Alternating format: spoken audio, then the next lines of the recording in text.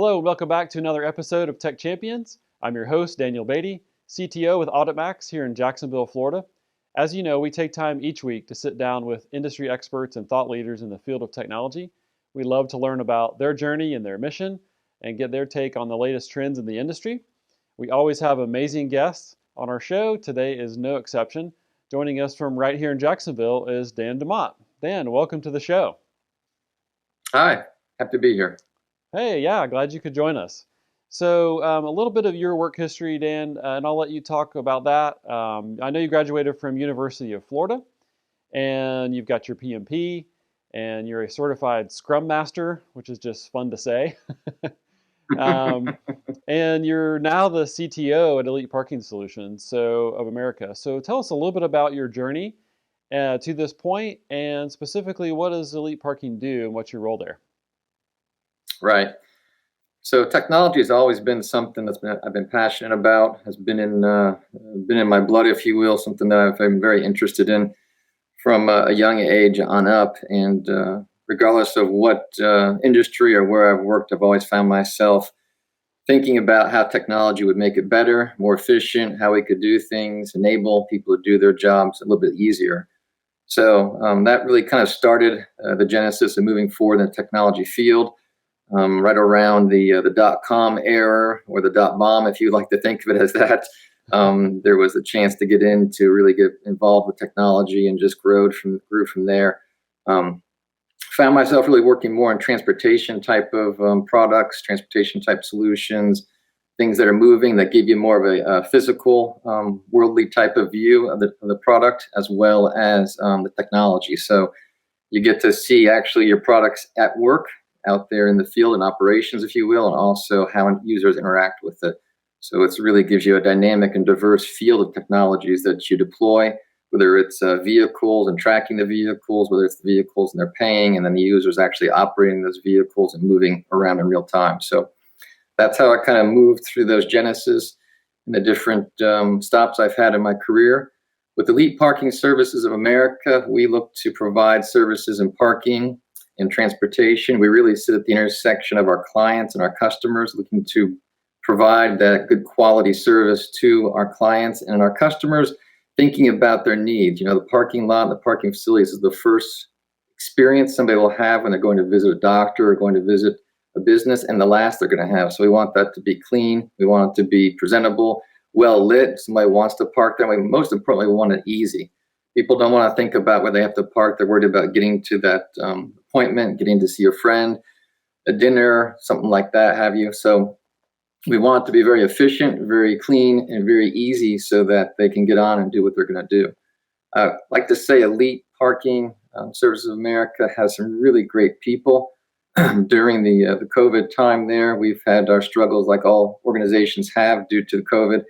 And Elite really took an extra step to show how it cares for the community at large in Jacksonville. And we used some of our transportation shuttles and those drivers and those assets to go off and deliver meals to those folks that couldn't get to pick up those meals in different parts of the community.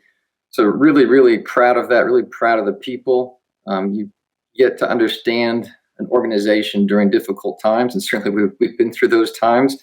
And the organization has really shined. So really, really proud of the folks and what we do. Yeah, that's great, Dan. I love to hear about the giving back, and of course, AuditMax is based here in town as well. So we have some of the same philosophies there. So that's great to hear from other companies. So 2020, as you mentioned, has been pretty crazy, right? And no one could have predicted how this year would have unfolded. It's like something out of a fiction novel almost. And it's really changed the way that we physically interact with one another. Nobody shakes hands anymore. My favorite Chinese restaurant installed a slider in their door, so you slide your money in and they slide your food out to you. So it's definitely caused some changes. Talk a little bit about what technology trends you've seen experience the most growth out of this pandemic. Right. Well, I believe the contactless society is really what we're talking about, and those digital and virtual experiences. And that's been with us for a long time, but I believe COVID has really accelerated the use and the uptick of that. A good example is I haven't been in a grocery store since I think January of this year. Really haven't had the desire or the need through other providers that are able to deliver the groceries right to my door, as an example. And some of that contactless society really finds its roots in contactless payments. Early 2000s, I was involved with a transportation project at a transportation hub where we put in some of the earlier forms of what we would call tap and go, or contactless payment type solutions. And we found, in what we thought was exciting technology, easy for somebody, not even have to fumble around with their wallet, look for cash, just tap your credit card and away you go. We found the uptake of it was very low. And at that time, there was barriers to that we eventually realized. You had to have a certain credit card, if you will. You had to know what the technology did. And we were trying to change that behavior. Now that behavior is ubiquitous as our smartphones. And people are able to do things at a very, very efficient, very, very fast pace. And I think that acceleration with COVID is here to stay, even post-COVID. And we all get our vaccines and try to move on in life after this experience. It will continue to go on. Yeah, no, that's great. And I think you're spot on there for sure. And when I do go to the store, I always look for the little symbol on the credit card reader that allows me to just touch. And, it's just something, honestly, we never thought a whole lot about how many other people have slid their card or inserted their card into that. And what does that mean for, my hands and my health and that whole experience. So, but I think a lot of people, to your point, don't know that exists. And so they may slide or swipe, even if they have other options available. So yeah, education's important there too. In your opinion, what makes that contactless solution successful? Right. So there's really three keys to it, in my opinion. And the first key would be an easy, convenient experience. And what I mean by that, in a small example, I was traveling late last year. I was coming into a town to meet some clients and colleagues. I knew I'd be rushed because of the plane flights and those things. So I went ahead and took the keyless entry to the hotel room so I could drop my bags and get on with where I was going. Great experience. Went ahead and said, hey, I'll be there at this time. Okay, here's your room. It came back in the app. Got off the plane, got to the hotel. There was people waiting for me. Got up to my room, put my phone up to that door, and nothing. I said, okay. Put my phone up to that door again, nothing. I said, okay, I'm crazy. I know how this technology works. I've worked with this technology. What's going on here? I checked my Bluetooth, that's on. And just about that time, a hotel staff came around the corridor, pushed in a cart, looked at me. I looked at them. They looked at the phone next to the door. They said, turn on the Bluetooth in the app, and just kept walking.